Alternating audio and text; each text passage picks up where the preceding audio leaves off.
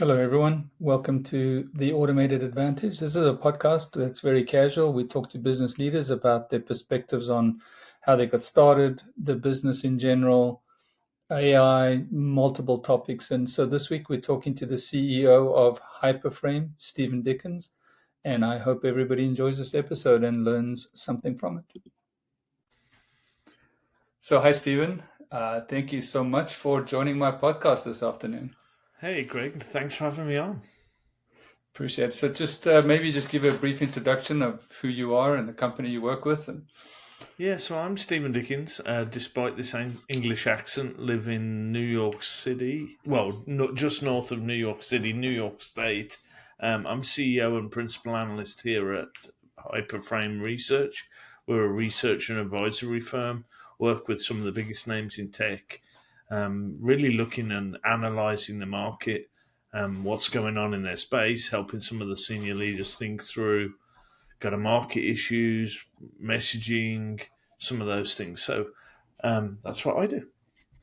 Well, interesting. So looking at your background and doing some research, it hasn't always been what you were doing. So how did you come across the industry and what you just kind of touched on what issues you're trying to solve, but what hole did you see in the market that made you go Yeah. do this?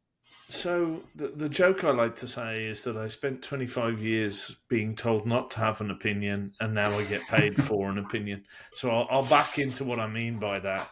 So started off in enterprise sales, worked for what is now Broadcom, HPE, IBM, a couple of others as well. So really a sort of did everything in sales, sold services, sold software, ran large accounts, did all of the sales things, and then didn't want to turn into be one of those wizened sales guys who's in their late 50s, who's grumpy at everything in the world. So transitioned into product management at IBM, had a fantastic time doing that, got to speak to some analysts whilst I was in that role, briefed analysts, worked with analysts on projects.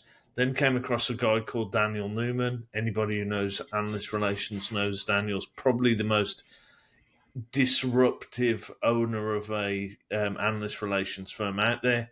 Joined him as employee number 4.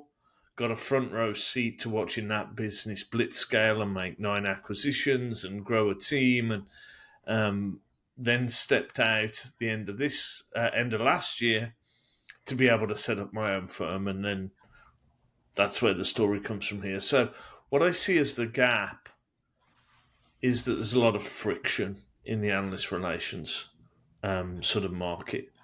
Friction for how you get to content, friction how companies get to analysts, just friction. It's a relatively small part of the industry, probably about 4 or 5 thousand analysts, probably 2 or 3 thousand people in analyst relations.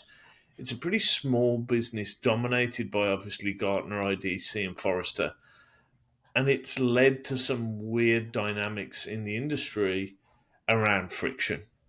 And the purpose of HyperFrame is to just look to remove that friction, provide high quality analysis and research and content without all the stuff that goes around it.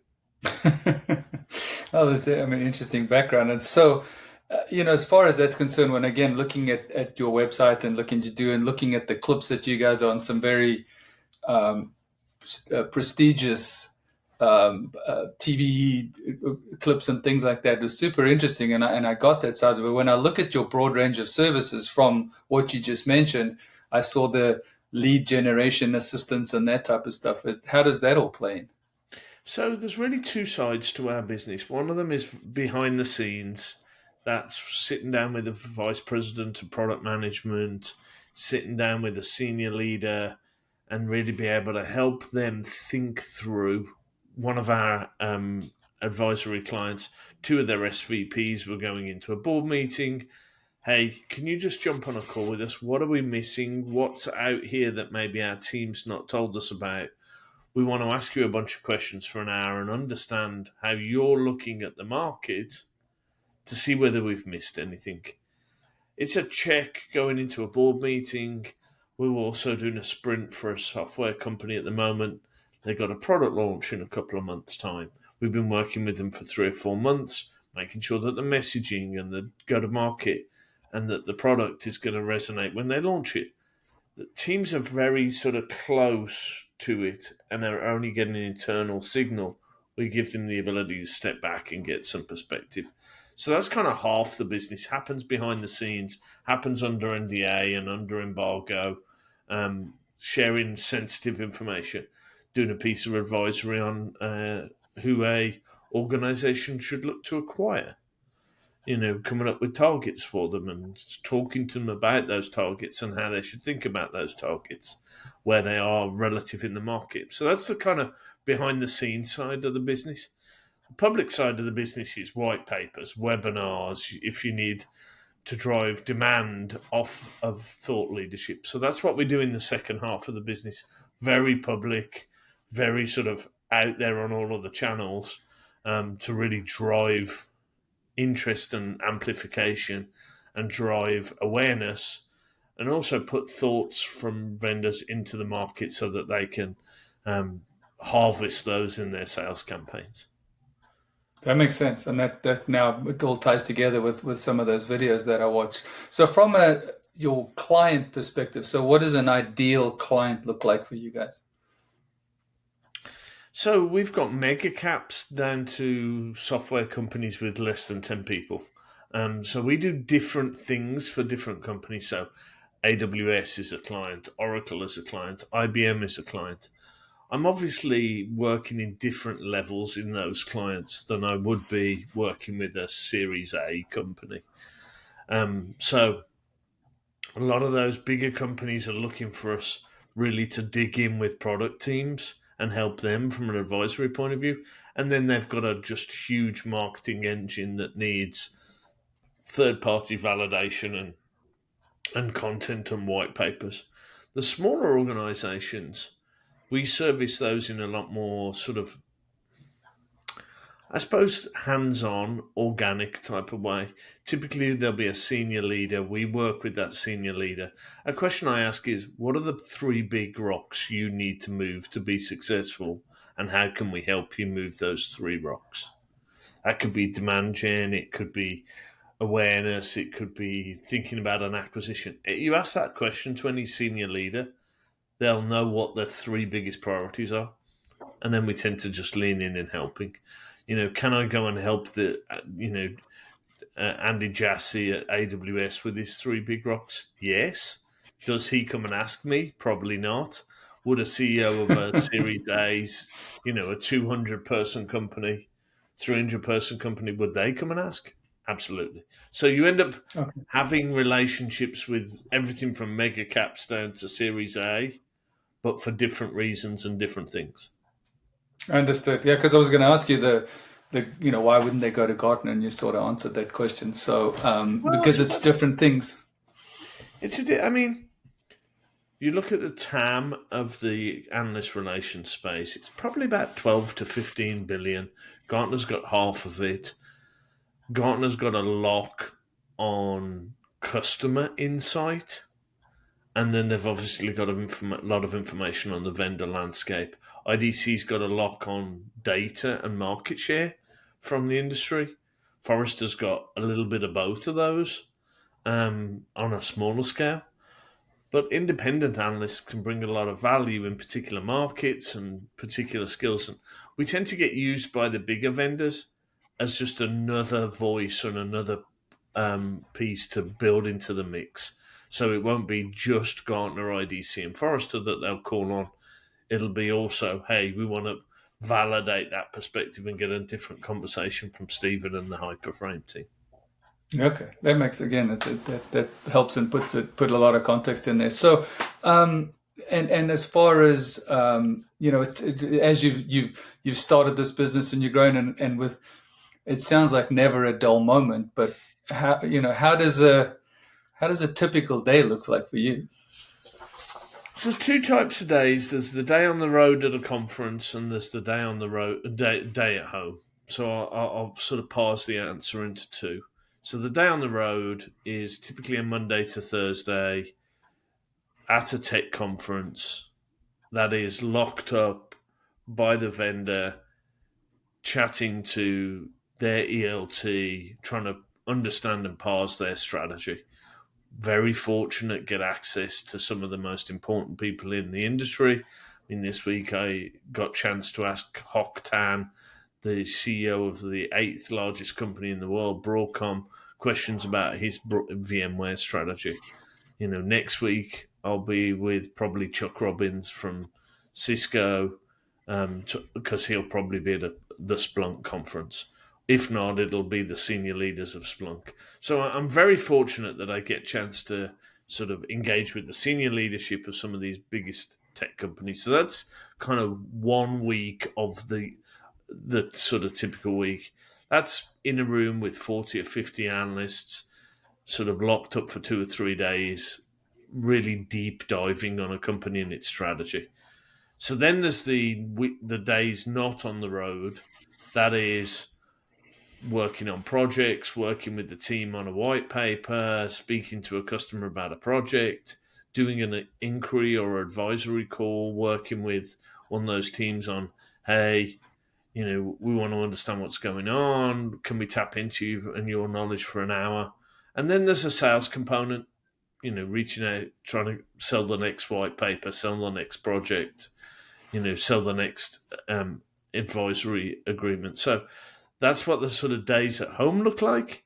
Days on the road, I'm normally sort of locked up in the bowels of a conference center, normally in Vegas, sort of getting briefed. So it's Okay. there's a lot of variety in the role. That's lovely. I mean, I think that that's one of the benefits of doing some of the stuff that we do is you're not pushing out daily financial results or whatever it is. It's just could be anything every day, and I think that a lot of people strive for that type of engagement as long as you're generating success out of it. So The way I look at this is I'm intellectually curious, and I get to chance to chat to interesting people about the things I'm intellectually curious about, and the vendors want me to be briefed. So the guys at Lenovo, fantastic team at Lenovo, I'm curious about liquid cooling in data centers at the moment. So I ping my guy, can I chat to one of your guys about liquid cooling in data centers? It's like, absolutely, we'd love to brief you.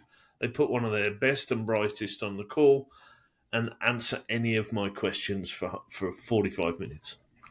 It just means, I mean, if you're intellectually curious, having a chance to chat to the best and the brightest every day it's fascinating for me. I could see that. No, I could see that. That's intriguing, and then it kind of ties into the next set of questions, as you've talked about what it is you do, a lot of this, the diversity of what you do, but and you've touched on the reaching out for sales and types of stuff. So how do you generally acquire clients, and do you have a sales team, and so what's the structure of that type of stuff? Yeah, so it's a very word of mouth kind of outreach model. I was pausing because I don't know even whether outreach is the right word. Um, I've got this equation in my mind that I tend to use around eminence. If you're from IBM, you'll understand that sort of phrase gets used. If you've got knowledge plus reach, you're eminent in a field. You can be super smart on a desert island, and if nobody knows you're there, you're still super smart, but your impact on the world is going to be less. If you've got a lot of reach and huge, would you get Kylie Jenner to write a white paper on liquid cooling in data centers? Probably not. So you need the combination of both the knowledge and the reach to be able to drive some of the outcomes. So that's kind of, once you are seen to be doing that regularly, people reach out to eminent people in their field when they've got a requirement or they've got knowledge. So there's a bit of sales around it. Obviously, got to get people to sign on the line that is dotted, and there's got to be a price and a contract and various things. But I'm very fortunate that we get that access, and we seem to have that access without having to do a lot of traditional sales, if that makes sense. Yeah, and I mean, and that's it, that type of reach out and type of engagement is, and I'm asked the question, sustaining your business and providing enough growth for you, and you guys are at a comfortable zone, or are you looking to do something different? Um, Tell me a CEO who doesn't want more.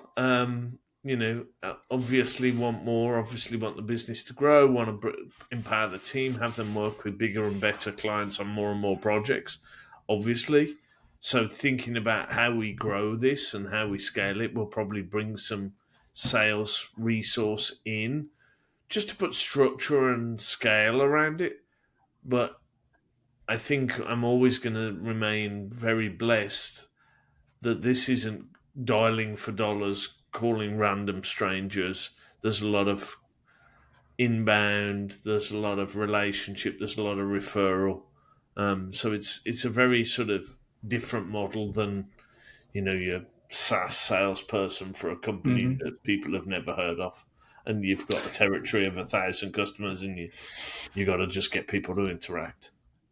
Yeah, and I think the key to that all too is the fact that you can scale it to the size that you need, but you've also got a unique value proposition, and that's Hmm. a lot of times is what a lot of people are struggling with is this all things to everybody. So that would super helpful in the fact that your outreach can be a whole lot more structured because you know what you offer and who you're going after, and so it's just a case of making sure that Yeah, they're aware of you.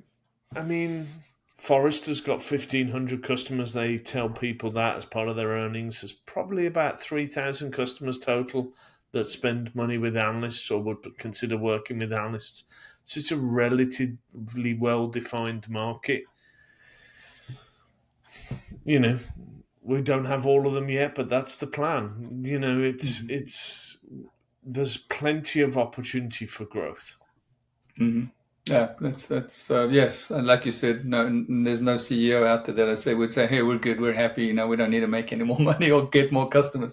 Um, in kind of taking that to conversations beyond this too is, um, how is you mentioned the AI thing, and I understand what you the context of what you put it under, which was the use of cooling and all of those things. But how has AI impacted your industry, and what types of things are you embracing to be able to do things more efficiently, more effectively? Yeah, so I mean, let me pause. The industry I service has been massively impacted. I look at this as one of those generational technology shifts, and I'll explain what I mean by that.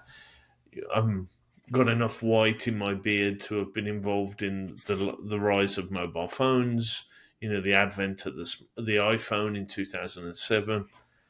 Then you look at the internet. I was involved in that to a certain extent, and you see that this is one of those once every 10, 15 year mega cycles that re architects the entire tech stack. So you look at the tech stack prior to the internet, look at the tech stack within 3 years of the internet coming on board, completely different. Look at mobile in 2007, taking off with the smartphone. Look at the tech stack of a business by 2010. It was different to what it was in 2006. So, what we're building on, though, is all of these mega trends build on top of each other. So, what we're seeing with AI is AI's of it, and you can put the cloud in that context as well. You've got the internet, cloud, mobile, AI. We're building on the speed of those, building on the shoulders of those three mega trends that have come before. Um, so this mega trend will be deployed faster and have more impact. You look at like something like social media built on mobile, built on the internet, built on cloud, the speed of execution. So we're going to see that re-architect fundamentally the stack. So that's kind of part one to the answer to your question. What that means for me as a business owner, the speed at which I can get things done has increased massively. And how you grow and scale a business. I'm working with a provider. They send over a master service agreement. even 2 years ago, I would have had to employ a lawyer to look at it. I can now put it into an LLM and go, review this contract like a New York based attorney, give me pros and cons and things that are wrong, or whatever the fancy prompt I wrote was. And within 30 seconds, I've got a red line review of that contract. Okay. What does that mean from a speed of execution point of view? It's probably cut me down from 3 weeks to 20 minutes. Mm-hmm.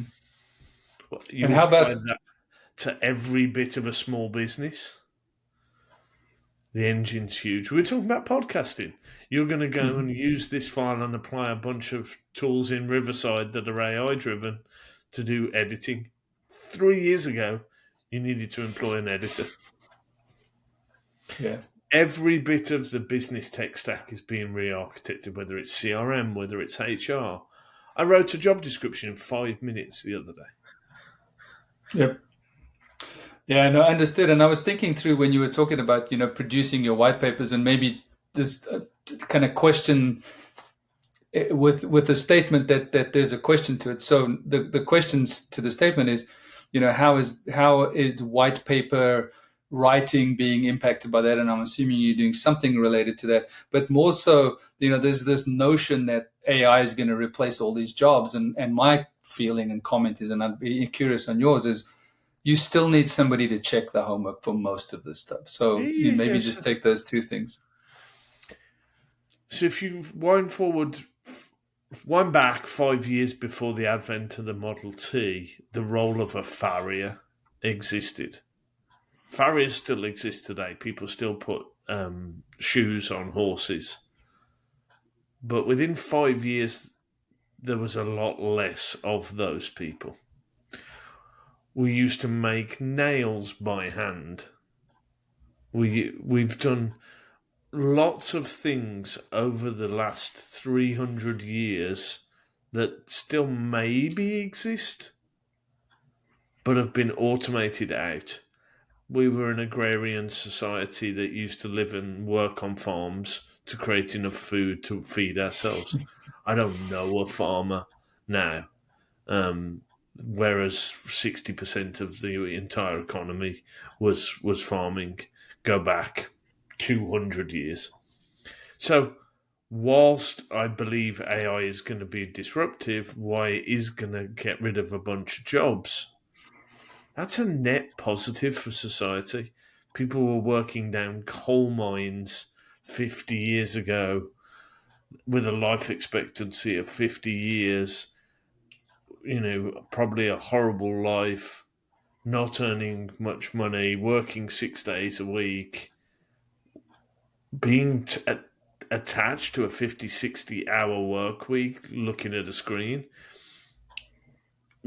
We're going to net disrupt, and we're not going to be, the world's going to be different. If we're all working 30 hours a week 20 years from now and have got a better quality of life, that's a net positive for society. Will that be disruptive for some in the absolute short term? 100%. Do I wish those people well as they try and find another job and reskill? 100%. Do I think it's a good net positive for society that if we have people not spending 60 hours a week doing mind-numbingly boring tasks? Absolutely. You look at even typing. In my lifetime, people used to type on typewriters, and now now nobody uses a typewriter, and we all and Tipex and sort of whitening is just there was a factory that used to make Tipex, and I used to buy it on the regular because I used to print letters out and sign them even from a PC. Change happens. Get on. There's a Charles Darwin quote I've been using a lot of. It's not the strongest of the species that survives; it's the fastest to change that survives. I'm probably butchering that quote, Yeah. but adapt, and use the tools rather than sit there on the sidelines moaning that your job is going to be disrupted. And I think it's a good, I mean, your net positive to society comment, I really appreciate this because I do think we live in a victim society too. And it's like, okay, get out of that, right? And go and do something. It's there for you to take advantage of. Yeah, I mean, these tools, the UIs are super simple. The interfaces are really easy to understand. You can download it on your phone within 5 minutes. Everybody should be able to type into a URL there's free packages from ChatGPT and Gemini and all of the. There's no barrier to adoption. Just go adopt. Just get started. And the next time your boss asks you to do something, turn that into a prompt, put it into an LLM, and see what it comes back with. Guaranteed, it'll be better than staring at a blank piece of paper.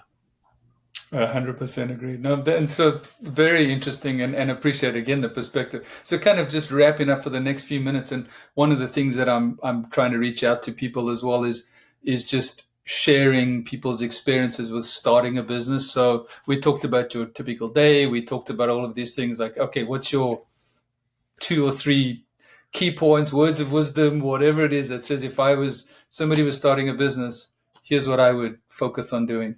So I'd boil it down to a few things. I'm thinking I'm coming up on sort of 9 months in, and I'm already starting to think about what is going to be the year sort of anniversary LinkedIn post, because a lot of people have asked me this question. Don't overplan because you've got no baseline, was something I was really told early on. Just do. Now that doesn't mean be reckless and be thoughtful. It also means not have a plan, but the level of detail in that plan doesn't need to be down to the nth degree. You just don't know what your business is going to cost. You don't know what the steady state is going to be. You don't know what your expenses are going to be. You may have some experience from big companies, or you may sort of have some ideas. Absolutely jot them down, but don't spend weeks and weeks and weeks building a detailed business plan because you want to have everything prepared and I's dotted and T's crossed before you get started. Get started. Figure it out as you go. That would be my first advice. I speak to a lot of independent analysts, and the single biggest challenge, and this applies more broadly, don't be afraid to write down your prices, and when somebody asks you what something costs, send them your prices. Don't be ashamed of your value and what you charge. The things I charge for cost what they cost. This is how we work. How many of them do you want to buy? Now, discount, be commercially sensitive, do all of those things, but just be prepared to send somebody a price list and go, this is what it costs. And then the final thing I would say is working with big companies, procurement, onboarding, vendor onboarding, filling in all the forms takes 3 months. From getting a yes to getting a purchase order takes 3 months. From getting a purchase order to getting money might take another 3 months. So going from yes to money in your bank account can take 6 months.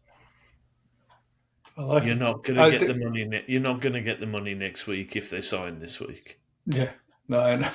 I think I appreciate it. It's a very different perspective, and but I love the answer, and I really appreciate the context. So I enjoyed this conversation. I really appreciate the feedback, the insights, and all of that, and it was really interesting to learn about your business. So I really appreciate you for coming on and sharing that with us. Yeah, no worries. Happy to help. Thank you, and have a great rest of the day and a good long weekend, hopefully. So do people need to click subscribe, like,